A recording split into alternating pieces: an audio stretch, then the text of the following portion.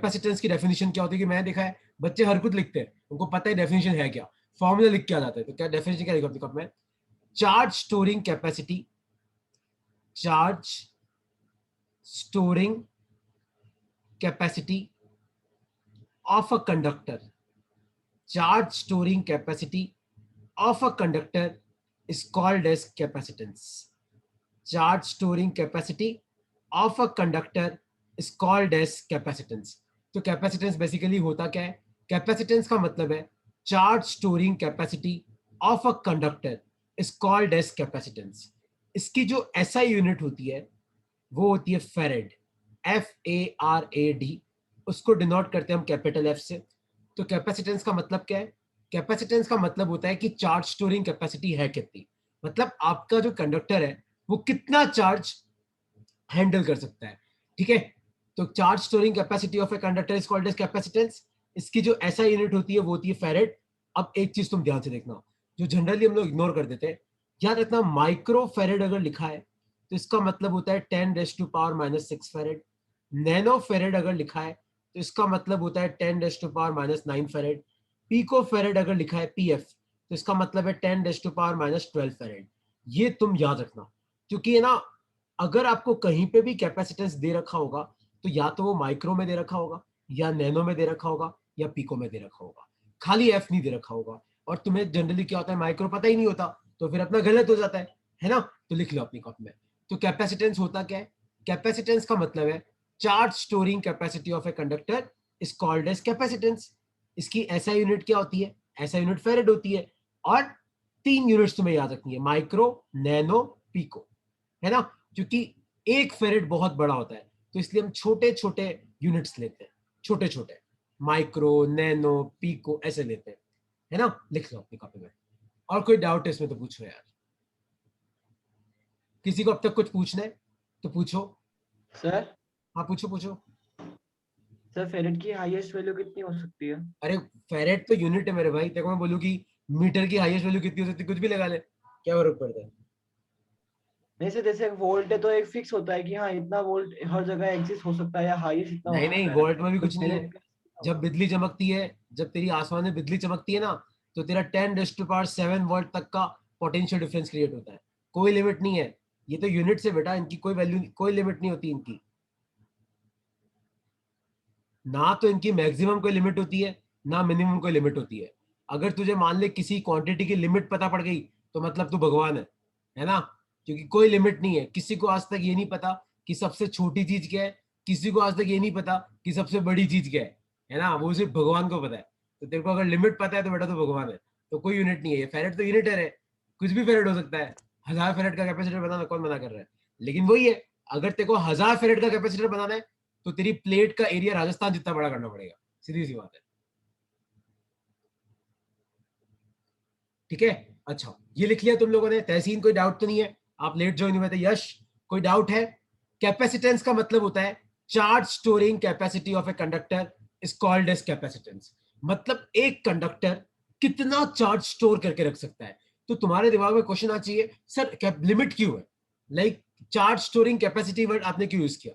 जैसे मान लो कि ये कोई कंडक्टर है, मान लो कि ये कोई कंडक्टर है अपना, ठीक है, और मान लो कि मैंने इसको पॉजिटिव चार्ज देना चालू किया। तो मैंने पॉजिटिव दिया तो देखो पॉजिटिव आ गया, मैंने थोड़ा और पॉजिटिव दिया तो यहाँ पे आ गया, थोड़ा और पॉजिटिव दिया तो चलो यहाँ पे आ गया, थोड़ा और पॉजिटिव दिया तो चलो यहाँ पे आ गया, क्योंकि अभी भी जगह खाली है। थोड़ा और दो, थोड़ा और दो, थोड़ा और दो, थोड़ा और दो, थोड़ा और दो, तो ये जगह बढ़ती जा रही है। थोड़ा और दो, थोड़ा और दो, थोड़ा और दो। अब अगर तुम थोड़ा पॉजिटिव और दोगे तो ये पॉजिटिव पॉजिटिव को रिपेल करता है, आने नहीं देगा, और दूसरा जगह भी खाली नहीं है, तो चार्ज स्टोर होगा कहां पे? मैं तुम्हें क्या सिखाया था? कंडक्टर के अंदर तो चार्ज जा ही नहीं सकता। चार्ज कहां पे रहता है? कंडक्टर के सरफेस पे रहता है। मान लो कि एक पॉइंट ऑफ टाइम पे पूरा सरफेस भर गया, सब जगह पॉजिटिव चार्ज आ गया। अब अगर तुम और पॉजिटिव चार्ज लेने की कोशिश करोगे तो वो कंडक्टर पे आएगा ही नहीं, क्योंकि ये इसको रिपेल भी करेगा, और दूसरा सब जगह भर चुकी है, तो और ये चार्ज स्टोर नहीं कर सकता। ठीक है, तो अगर मान लो मैं तुम्हें पूछूं कि ये एक कंडक्टर है और ये एक कंडक्टर है, सब सोच के बताना। ये दो कंडक्टर तुम्हें दे रखे हैं, ए और बी। तो आपके हिसाब से इन दोनों में से किसकी चार्ज स्टोरिंग कैपेसिटी ज्यादा होनी चाहिए? सोचो क्या होगा इसका आंसर, लगाओ, सो दिमाग लगाओ। एक छोटा कंडक्टर है, ठीक है, एक बड़ा कंडक्टर है, ये ए है, ये बी है। तो आपको बताना है कि आपके हिसाब से इन दोनों में से कौन ज्यादा चार्ज स्टोर कर सकता है। सोचो एक बार, किंजल सोचो क्या होगा इसका आंसर। यश, तहसीन, सोचो क्या होगा इसका आंसर। करेक्ट है, तुम सब एकदम करेक्ट आंसर दे रहे हो, इसका आंसर बी है। और कॉमन सेंस भी यही बोल रहा है कि सर देखो कंडक्टर बड़ा है सर, तो आपको भी पता है कंडक्टर बड़ा होगा सर तो एरिया ज्यादा होगा, तो एरिया ज्यादा होगा तो कैपेसिटेंस ज्यादा होगा। तो याद रखना, कैपेसिटेंस किस पे डिपेंड करता है, कैपेसिटेंस डिपेंड करता है डायमेंशन पे। तो लिखो अपनी कॉपी में, capacitance of a conductor, capacitance of a conductor depends on dimensions. Dimensions का मतलब क्या है, एरिया कितना है, लेंथ कितनी है, ब्रेड्थ कितनी है, डायमेंशन पे डिपेंड करता है, ठीक है। Depends on dimensions of body. कई बार एग्जाम में क्वेश्चन आता है कि right one factor on which capacitance depend, बच्चे चार्ज लिख के आ जाते हैं उसको। चार्ज नहीं भैया, क्या किस पे डिपेंड कर रहा है, समझ में आया तुम्हें, कंसेप्ट की नहीं समझ में आया कि capacitance of a conductor depends on dimensions of body. लिख लो अपनी कॉपी में इसको, ठीक है। यहाँ पे लिख लेना कि capacitance of B will be greater than capacitance of A. ये डायग्राम बना लेना अपने कॉपी में, ठीक है। ये लिख लो इसको, लिख लो लिख लो। अब तक तुम्हें इस कंसेप्ट को समझने में कोई डाउट है तो मुझसे पूछ सकते हो, तुम्हें रटना नहीं है। कैपेसिटेंस रटने की कोशिश करोगे तो फंस जाओगे। सिंपल सिंपल तरीके से चलो, जल्दी आंसर आ जाएंगे तुम्हारे। कोई डाउट है अब तक तो पूछो, नहीं तो अब मैं तुम्हें कैपेसिटेंस निकालना सिखा रहा हूँ।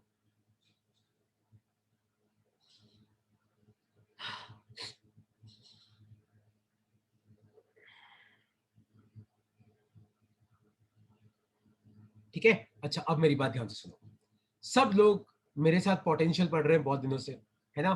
तुम लोगों को मैंने पोटेंशियल पढ़ाया होगा कि किसी भी चार्ज क्यू के कारण आर दूरी पे कितना पोटेंशियल होता है, के क्यू बाय आर होता है। कोई डाउट तो नहीं किसी को कि अगर मान लो दुनिया में कोई चार्ज है क्यू, तो उससे आर दूरी पे कितना पोटेंशियल होता है, के क्यू बाय आर।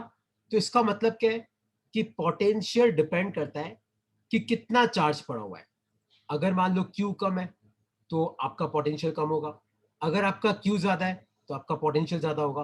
तो पोटेंशियल किस पे डिपेंड करता है, चार्ज पे, या अपन उल्टा भी लिख सकते हैं, चार्ज किस पे डिपेंड करता है, पोटेंशियल पे। Q will be directly proportional to V।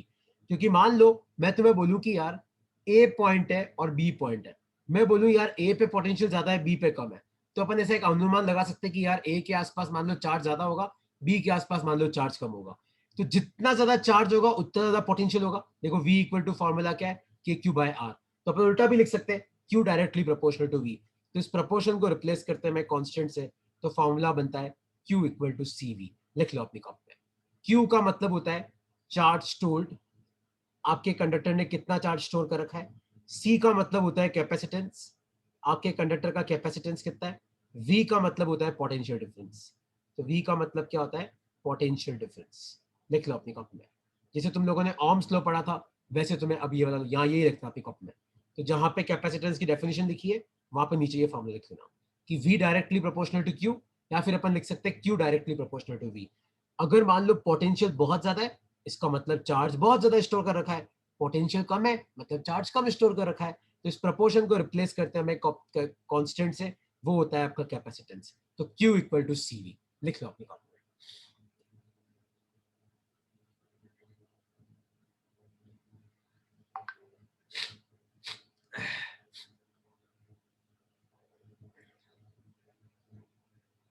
गर्वित वो C के फॉर्मूले में आ जाएगा, वो जो तेरा C का फॉर्मूला बनेगा ना उसमें आएगा, वो अपने आप देखना भी आएगा, ठीक है। और यह कैपेसिटेंस के नीचे ब्रैकेट में लिख लेना। चलो मैं तुम्हें अलग से समझा देता हूँ, ये लिख लो एक बार, है ना। Q इक्वल टू CV, और Q मतलब कितना चार्ज स्टोर कर रखा है, C मतलब कैपेसिटेंस है कितना, V मतलब कितना पोटेंशियल डिफरेंस लगा रखा है।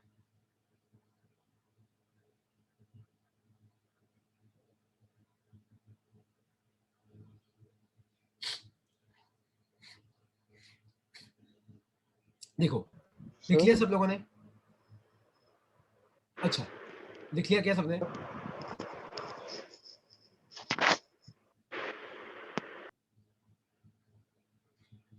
देखो अब मेरी बात ध्यान से सुनो, एक बात याद रखना कि फिजिक्स में जब भी तुम किसी प्रपोर्शन को हटा के कोई कांस्टेंट लगाते हो, फिजिक्स में आप जब भी किसी प्रपोर्शन को हटा के कांस्टेंट लगाते हो, मैं बोलता हूँ ना, जैसे तुमने 10th क्लास में पढ़ा होगा कि v directly proportional to i होता है, और प्रपोर्शन को हटा के लिख देते हैं अपन v equal to I R. याद रखना, फिजिक्स में तुम जब भी प्रपोर्शन को हटा के कोई कांस्टेंट लगाते हो ना, तो इस कांस्टेंट का इन लोगों से कोई लेना देना नहीं है।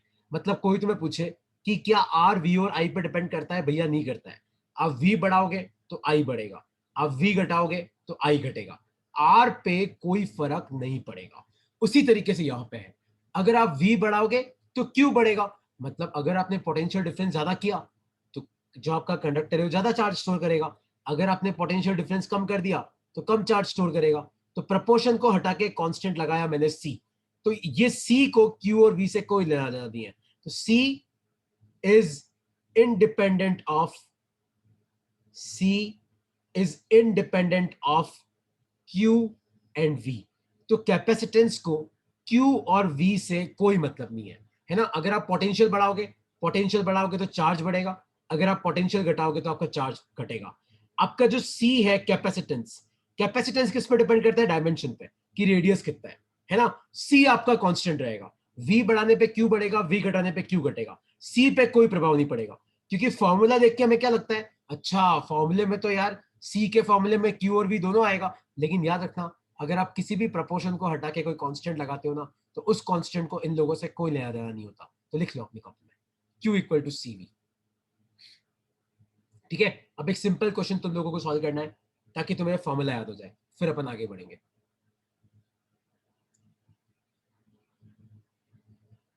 तो क्वेश्चन ये रहा, क्वेश्चन लिखो अपनी कॉपी में।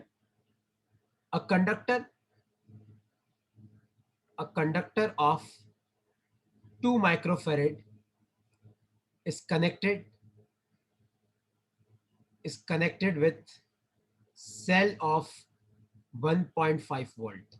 तो a conductor of 2 microfarad is connected with cell of 1.5 volt. Find charge stored by conductor. Find charge stored by conductor. तो आपको बताना है कि इस कंडक्टर ने कितना चार्ज स्टोर कर रखा है।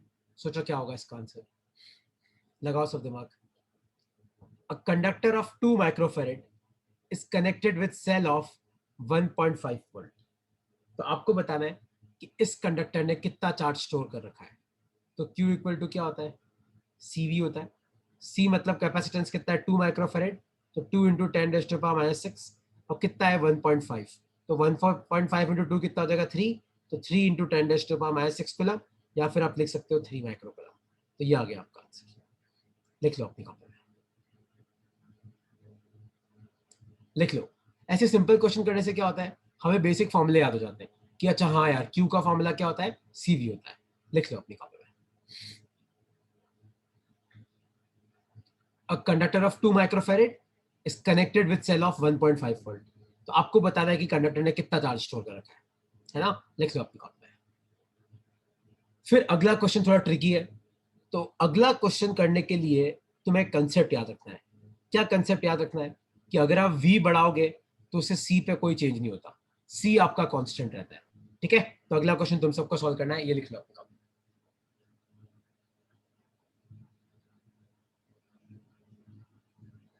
तो देखो अगला क्वेश्चन क्या है, देखो तो देखो अपनी कॉपी में। A conductor when connected with 10 volt, a conductor when connected with 10 volt stores 30 coulomb charge. तो एक कंडक्टर है जिसको मैं 10 वोल्ट की बैटरी से कनेक्ट करता हूं, तो 30 कूलम स्टोर करता है। फाइंड चार्ज स्टोर्ड, तो आपको बताना है वो कितना चार्ज स्टोर करेगा। Find charge stored when potential is increased to, find charge stored when potential is increased to 20 volt, also find capacitance। और दूसरा आपको क्या पता करना है, आपको कैपेसिटेंस भी पता करना है। ट्राई कर सकते हो, क्या आएगा इसका आंसर, सोचो सोचो क्या आएगा इसका आंसर, सब लगाओ दिमाग। देखो एक तो सब वो फॉर्मूला याद रखना, कौन सा, Q इक्वल टू CV। दूसरा आपको कौन सा कंसेप्ट याद रखना है कि जो आपका कैपेसिटेंस होता है ना, उसको v से कोई मतलब नहीं है, आप v बढ़ाओ v घटाओ c उतना ही रहता है। तो a conductor when connected with 10 volt, तो 10 वोल्ट की बैटरी है, स्टोर्स 30 कूलम, तो कितना स्टोर करता है 30 coulomb charge. Find charge stored, आपको बताना है कि वो कितना चार्ज स्टोर करेगा when potential is increase to 20 volt. अगर मैं 10 वोल्ट से कितना कर दूं 20 वोल्ट, और आपको कैपेसिटेंस भी पता करना है, क्या होगा इसका आंसर सोचो। हाँ मेघना, चार्ज तो करेक्ट है, कैपेसिटेंस कितना आएगा?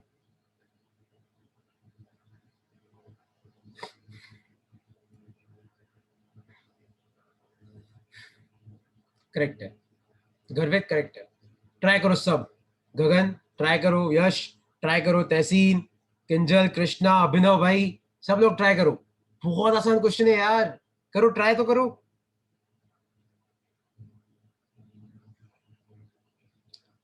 करो करो ट्राई करो, अपने पास बहुत टाइम है यार, मैं तुम्हें आराम से कराऊंगा, आराम से करो कुछ टॉपिक, और हर टॉपिक पूरा करते जाओ। क्या आएगा देखो, पहला स्टेटमेंट पढ़ो। A conductor when connected with 10 volt, तो अगर मान लो मैंने 10 वोल्ट की बैटरी कनेक्ट करी, तो 30 कूलम स्टोर कर रहा है, तो चार्ज कितना स्टोर कर रहा है 30 कूलम। तो आप ये फॉर्मूला पुट करो, Q equal to C V. Charge कितना है 30, सी तो नहीं पता, V कितना है 10, तो 0 से 0 0 गया, तक का कैपेसिटेंस कितना आ गया, ये आ गया कैपेसिटेंस 3 फैराड। ठीक है। Find charge stored when potential is increase to 20 volt. तो अब सेकंड केस में आपने क्या किया, आपने पोटेंशियल डबल कर दिया, लेकिन कैपेसिटेंस तो उतना ही रहेगा। मैंने तुम्हें क्या कहा था कि V बढ़ाने घटाने से C पे कोई फर्क नहीं पड़ता, तो नया चार्ज कितना स्टोर करेगा सी वी डैश। तो 3 इंटू 20, ये कितना आ गया 60 कूलम आ गया। ये आपका आंसर आया समझ में? करेक्ट है विदुषी, कोई डाउट है तो पूछो।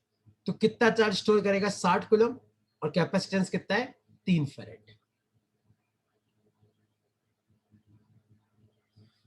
कोई भी डाउट है इसमें तो आप मुझसे पूछ सकते हो कि सर जी क्या करा रहे हो आप यार, कुछ समझ में नहीं आ रहा।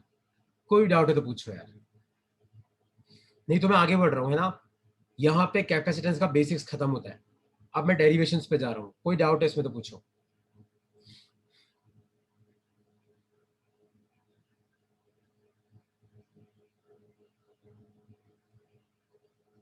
देवांश कोई डाउट है? खुश, मेघना, स्वरा, कोई डाउट है तो पूछो। यश, डाउट है तो पकड़ो मुझे यार, किसी डाउट आ रहा है?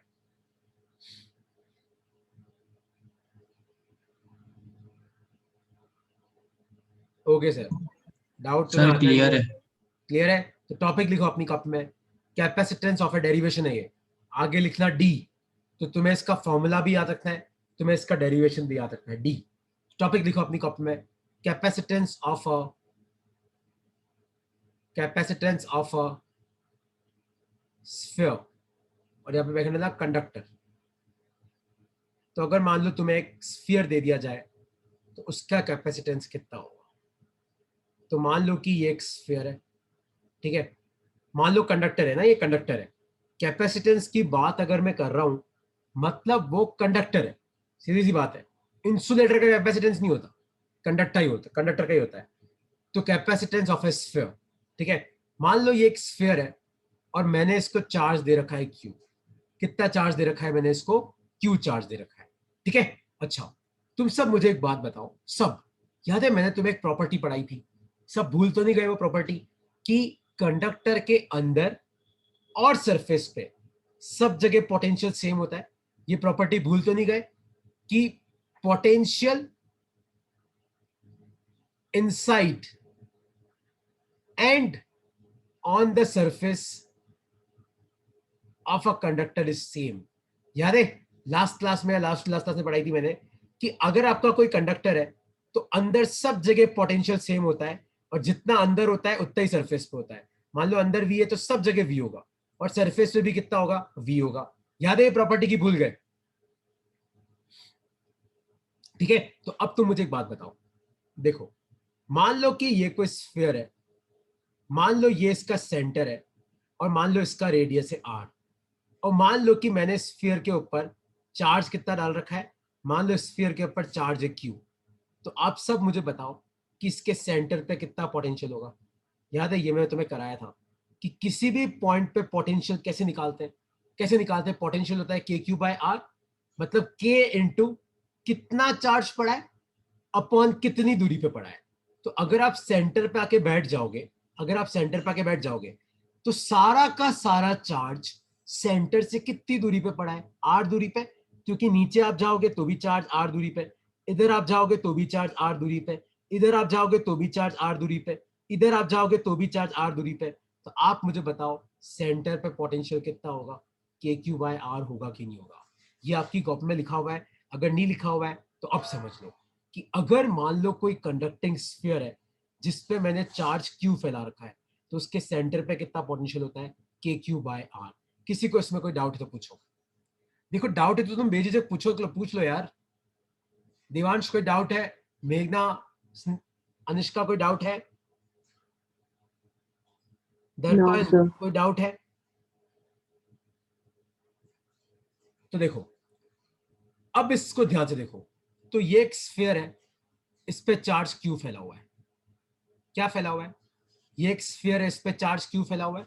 मान लो ये सेंटर है ओ, और मान लो ये सरफेस है, मान लो सरफेस पे आपका पॉइंट है ए। तो आप सबको पता है कि ओ पे पोटेंशियल कितना होगा, के क्यू बाय आर होगा। किसी को इसमें डाउट तो नहीं है, ओ पे पोटेंशियल कितना होगा, के क्यू बाय आर होगा। और जितना ओ पे होगा उतना ही ए पे होगा। प्रॉपर्टी, तो एक कंडक्टर के अंदर और कंडक्टर के सरफेस पे सब जगह पोटेंशियल सेम होता है। तो सेंटर पे अगर के क्यू बाय आर है तो अंदर सब जगह पोटेंशियल सेम होगा, और सरफेस पे भी वही पोटेंशियल होगा। कितना होगा, के क्यू बाय आर। ठीक है, तो वी पोटेंशियल कितना आया, तो पोटेंशियल कितना आया, के क्यू बाय आर। लेकिन क्यू किसके बराबर होता है, सीवी के बराबर होता है। क्यू किसके बराबर है, सीवी के। और अगर तुम्हें याद हो तो के किसके बराबर होता है, कुलम्स लॉ की क्लास में मैंने पढ़ाया था, 1/4πε0, जिसकी वैल्यू कितनी होती है, 9 × 10⁹ तो मान लो ये आपकी इक्वेशन नंबर 1, ये आपकी इक्वेशन नंबर 2। तो के की जगह पुट करो 1/4πε0, क्यू की जगह पुट करो सीवी, नीचे क्या है आर, और इधर क्या है आपका वी मतलब पोटेंशियल। वी से भी गया तो आपका कैपेसिटेंस कितना आया, 4πε0 आर। तो ध्यान से देखो आपका कैपेसिटेंस किस पर डिपेंड करता है, रेडियस पे। और करना भी चाहिए कि नहीं करना चाहिए, करना चाहिए ना। कैपेसिटेंस किस पर डिपेंड करता है, रेडियस पे। याद है आज क्लास के शुरू में ही मैंने तुम्हें समझाया था ये वाला क्वेश्चन, कि बताओ इन दोनों में से किसका कैपेसिटेंस ज्यादा है। और आप लोगों ने मुझे क्या कहा था कि सर बी का ज्यादा है, ए का कम है। तुमने क्या कंपेयर किया, रेडियस ही कंपेयर किया कि सर ये तो बड़ा है ये छोटा है तो उसका कैपेसिटेंस ज्यादा होगा। तो देखो ये हमने प्रूव कर दिया कि किसी भी स्फीयर का कैपेसिटेंस क्या होता है, 4πε0 आर। लिख लो अपनी कॉपी में, या फिर इसको तुम r/k भी लिख सकते हो, क्योंकि k क्या होता है, 1/4πε0। लिख लो अपनी कॉपी में। तो कैपेसिटेंस का फॉर्मूला क्या है, r/k या फिर 4πε0 r। यहाँ पे मैं r/k इसलिए लिखवा रहा हूँ क्योंकि k की वैल्यू तुम्हें पता है, 9 × 10⁹ लिख लो, ये आपका डेरिवेशन है। और किसी को इसमें कोई भी डाउट है तो मुझसे पूछ सकता है यार।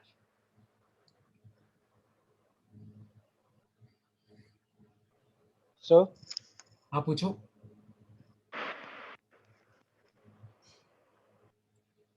पूछो पूछो। सर मैं ये बोल रहा हूँ कि अगर ओ के अलावा कहीं पे भी अपन निकाले तो आर चेंज हो जाएगा ना, तो अब पोटेंशियल यहीं पे चेंज तो मैं कैसे प्रॉपर्टी यूज कर रहा हूँ, यहीं पे तो देवांश प्रॉपर्टी काम आ रही है कि ओ पे जितना पोटेंशियल होगा, देख ओ पे तो मैं कैलकुलेट कर सकता हूँ, लेकिन इस पॉइंट पे तो कैलकुलेट करना थोड़ा मुश्किल है। तो यहाँ तो प्रॉपर्टी में साथ दे रही है ना। तो प्रॉपर्टी क्या बोलती है कि अगर तुम्हें अंदर किसी भी पॉइंट पे पोटेंशियल पता हो तो सब जगह पोटेंशियल वही होता है। तो अगर मान ले तो इस पॉइंट पे मैथमेटिकली इंटीग्रेशन यूज करके निकालेगा ना, तो भी तेरा आंसर उतना ही आएगा, क्यों आया। सर बट चार्ज सेम रहेगा, केस सेम रहेगा, आर चेंज होने से वैल्यू चेंज हो जानी चाहिए ना। तो अगर मान ले पोटेंशियल डिफरेंस मैथमेटिकली होगा, अगर पोटेंशियल डिफरेंस होगा तो करंट फ्लो नहीं करेगा। ये सर वो तो आपने बताया तो वो समझ में आ गया, बट हाँ, अगर तो अपन अगर मान ले फॉर्मूले में ये पोटेंशियल कि तो डिफरेंस आर तो होगा, चेंज होगा ना, बाकी अगर सब मान ले सेम तेरे है। हिसाब से तू बोल कि सर मान लो पोटेंशियल अलग है, सर आर चेंज होगा, तो तू बोल रहा है सर आर चेंज होगा तो पोटेंशियल चेंज होना चाहिए। तो मान ले तेरी बात मानू तो मान ले यहाँ V1 है या V2 है, तो अब तो पोटेंशियल डिफरेंस है, अब तो करंट फ्लो होना चाहिए। लेकिन हम तो पढ़ रहे इलेक्ट्रोस्टैटिक्स, यहाँ तो करंट फ्लो हो ही नहीं सकता, इलेक्ट्रोस्टैटिक में चार्ज अपनी जगह स्टेशनरी है, तो फिर पोटेंशियल डिफरेंस हो नहीं सकता, मतलब दोनों जगह पोटेंशियल सेम।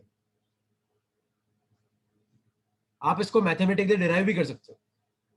जैसे यहाँ पे इस पॉइंट पे तेरे को निकालना है ना, तो मैथमेटिकली डिराइव कर, यहाँ पे कोई छोटा सा चार्ज ले डी क्यू और फिर उसको इंटीग्रेट करके निकालना, तेरा आंसर वही आएगा के Q by R. Okay sir. ठीक है, तो एक स्फीयर का कैपेसिटेंस कितना होता है, 4 पाई एप्सिलॉन नॉट आर होता है। ठीक है, तो अब एक क्वेश्चन लिखो अपनी कप में, या फिर आर अपॉन के। वैसे मेरे हिसाब से तुम ये वाला फॉर्मूला यूज करना, आर अपॉन के, क्योंकि के की वैल्यू अपने पास है कितनी होती है, 9 इंटू 10⁻⁹। ठीक है, तो एक क्वेश्चन लिखो अपनी कप में, what should be the approximate radius, what should be the approximate radius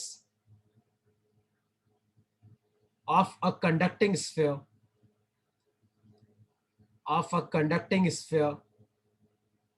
of capacitance 1 farad, of capacitance 1 farad।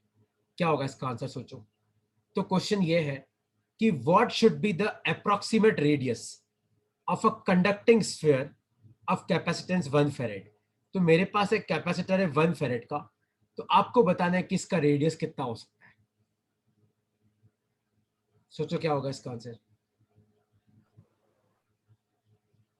लगाओ दिमाग, पीछे फॉर्मूला लिखा हुआ है, खाली वैल्यू पुट करनी है।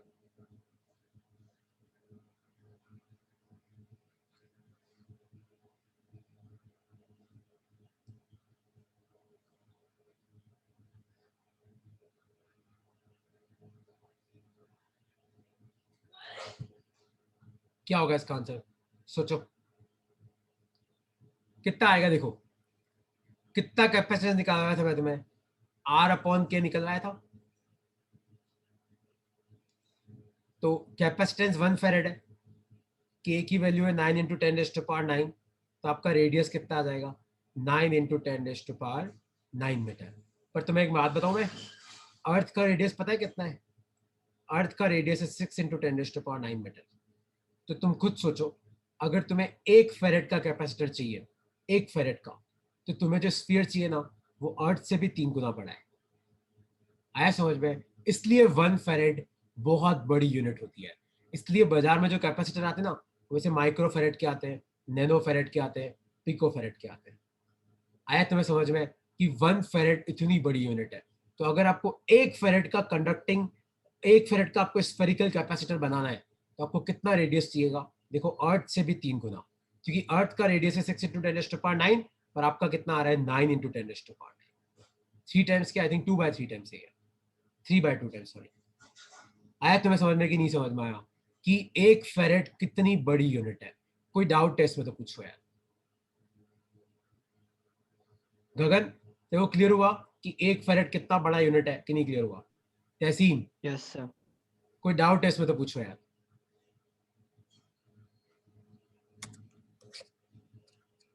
No sir. अच्छा कोई डाउट नहीं है।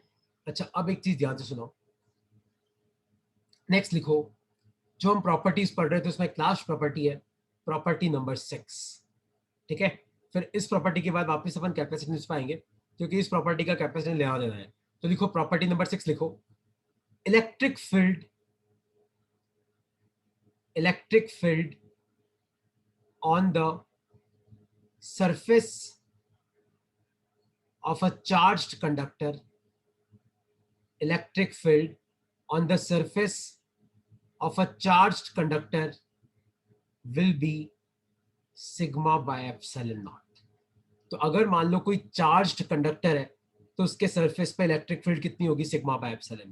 देखो इतना तो मैंने तुम्हें लास्ट क्लास में पढ़ाया था कि अगर मान लो कि कोई सरफेस पे पॉजिटिव चार्ज है, तो आपकी जो इलेक्ट्रिक फील्ड लाइंस होती है वो कैसे होती है, परपेंडिकुलर टू द सरफेस होती है। याद है ये प्रॉपर्टी की, भूल गए कि electric field lines are perpendicular to the surface of a charge conductor. और अंदर आपकी इलेक्ट्रिक फील्ड कितनी होती है, अंदर आपकी इलेक्ट्रिक फील्ड कितनी होती है, 0 होती है। तो देखो इसको डेराइव कैसे करेंगे, छोटा सा डेरिवेशन है। देखो आपको क्या करना है, आप यहाँ पे एक इमेजिनरी सिलेंडर बनाओ। क्या करो, आप यहाँ पे एक इमेजिनरी सिलेंडर बनाओ इस तरीके से। ठीक है, मान लो कि ये वाला एरिया ए है, तो ये वाला एरिया भी ए होगा, और मान लो कि इसकी सरफेस चार्ज डेंसिटी सिग्मा है, तो बेसिकली यहाँ पे आपका कितना चार्ज बंद होगा, तो सिग्मा क्या होता है? सिग्मा होता है आपका, याद है, चार्ज अपॉन एरिया। तो चार्ज को अपन क्या लिख सकते हैं? Sigma into area. सिग्मा होता है चार्ज अपॉन एरिया, चार्ज क्या हो जाएगा? Sigma into area. अब ध्यान से देखो, यहां नीचे वाले एरिया से तो आपका फ्लक्स कितना है? 0 है ना। जिसको इलेक्ट्रिक फ्लक्स और गॉस थ्योरम नहीं आती है वो मेरी 6:40 की क्लास अटेंड कर सकता है। 6:40 की क्लास में यहाँ डायपोल पढ़ाऊंगा, नेक्स्ट क्लास में मैं फ्लक्स पढ़ाऊंगा। तुम अटेंड कर लेना, छोड़ना मत टॉपिक को। ये नहीं कि छुपा के बैठे हो, कर ही नहीं रहे हो। नीचे वाले से आपका फ्लक्स 0 है क्योंकि कोई भी इलेक्ट्रिक फील्ड लाइन पास नहीं कर रही। यहां से आपका फ्लक्स कितना होगा? ध्यान से देखना, आपकी इलेक्ट्रिक फील्ड भी ऊपर की तरफ, एरिया वेक्टर भी ऊपर की तरफ। तो फ्लक्स होता क्या है? ई ए कॉस थीटा होता है। तो देखो ई तो निकालना है, एरिया ए कॉस 0 हो जाएगा 1। कॉस 0 1 क्यों होगा? क्योंकि इलेक्ट्रिक फील्ड भी बाहर की तरफ, एरिया भी बाहर की तरफ। और यहाँ साइड में लेटरल सरफेस एरिया से भी फ्लक्स कितना है? 0। क्योंकि इलेक्ट्रिक फ्लक्स कब होता है? जब इलेक्ट्रिक फील्ड लाइन वहां से पास करती है। तो ना तो साइड में से कोई फील्ड लाइन निकल रही है, ना नीचे से, खाली फ्लक्स कहां से? ऊपर से। तो अगर आपको गॉस थ्योरम नहीं पता है तो गॉस थ्योरम क्या बोलता है? मैं अभी भी बोल रहा हूँ, जिसको गॉस थ्योरम और फ्लक्स नहीं आता है वो मेरी 6:40 की क्लास अटेंड कर सकता है। तो गॉस थ्योरम क्या बोलता है कि नेट फ्लक्स क्या होता है? Charge enclosed upon epsilon not. तो नेट फ्लक्स यहाँ पे कितना आया? ई ए, क्योंकि एक तरफ ई है, दो तरफ 0 है। चार्ज एनक्लोज कितना है? Sigma A upon epsilon naught. A से ए गया तो आपकी इलेक्ट्रिक फील्ड कितनी आ गई? Sigma by epsilon not. ये लिख लो अपनी कॉपी में। तो electric field on the surface of a charged conductor will be sigma by epsilon naught। याद रखना, अगर आपका सरफेस चार्ज्ड है और कंडक्टर है तो आपकी इलेक्ट्रिक फील्ड खाली बाहर की तरफ होती है, अंदर आपकी इलेक्ट्रिक फील्ड क्या होती है? 0 होती है। ये प्रॉपर्टी है। इलेक्ट्रिक फील्ड लाइन सरफेस के परपेंडिकुलर होती है, ये भी एक प्रॉपर्टी है। और सरफेस पे इलेक्ट्रिक फील्ड होती कितनी है? सिग्मा बाय एप्सिलॉन होती है। लिख लो अपनी कॉपी में। और ये आपका डेरिवेशन है। तो बेसिकली इलेक्ट्रोस्टैटिक्स के 17 में से 13 डेरिवेशंस तुम्हारे हो चुके हैं, 4 और बाकी है। लिख लो अपनी कॉपी में इसको, और इसमें कोई डाउट है तो पूछ सकते हो।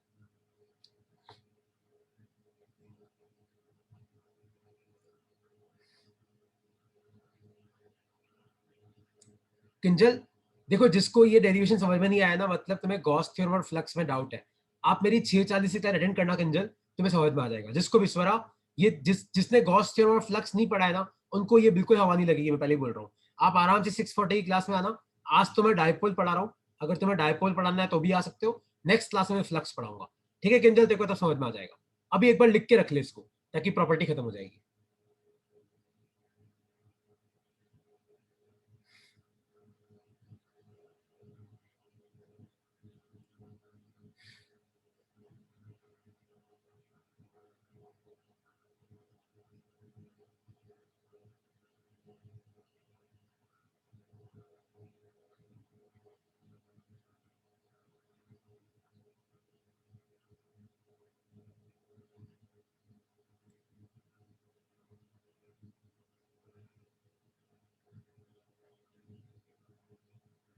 लिख लो इसको।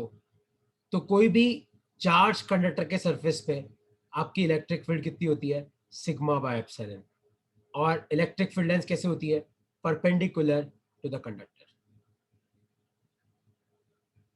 ठीक है। अंदर आपकी इलेक्ट्रिक फील्ड 0 होती है। अच्छा, इसके साथ तुम्हारी प्रॉपर्टीज खत्म होती है और कैपेसिटेंस का बेसिक्स खत्म होता है। किसी को इसमें कोई डाउट है तो पूछो यार। अच्छा, मैं लास्ट क्लास की रिकॉर्डिंग और आज की रिकॉर्डिंग तो मैं आज ही भेज दूंगा, है ना। थोड़ा लैपटॉप का इशू है, मैं तुम्हें आज दोनों भेज दूंगा, ठीक है। और कोई डाउट है तो पूछो। अब हम अपने लास्ट पड़ाव की तरफ चले गए, कैपेसिटेंस। तुम लोगों ने 10th में पढ़ा होगा ना, रेजिस्टेंस सीरीज, रेजिस्टेंस पैरेलल। अब वही सब आने वाला है इसमें, कैपेसिटेंस सीरीज, कैपेसिटेंस पैरेलल, ठीक है। तो ये अपनी यूनिट 1 है, इलेक्ट्रोस्टैटिक्स, जिसका वेटेज बहुत ज्यादा है ना। चलो ओके यार, अगर आपने लिख लिया है तो आप लीव कर सकते हो, है ना। कोई डाउट है तो पूछ सकते हो। Thank you sir. Thank you sir, bye sir. हाँ मेघना, आ जाओ, 6:40 क्लास में मैं करा दूंगा। Thank you sir. मैं तुम्हें बोल रहा हूँ ना, जिसके बाकी आ जाएगा वो, कोई फर्क नहीं पड़ता। 6:40 पे रिवीजन हो जाएगा तुम सबका, रिवीजन।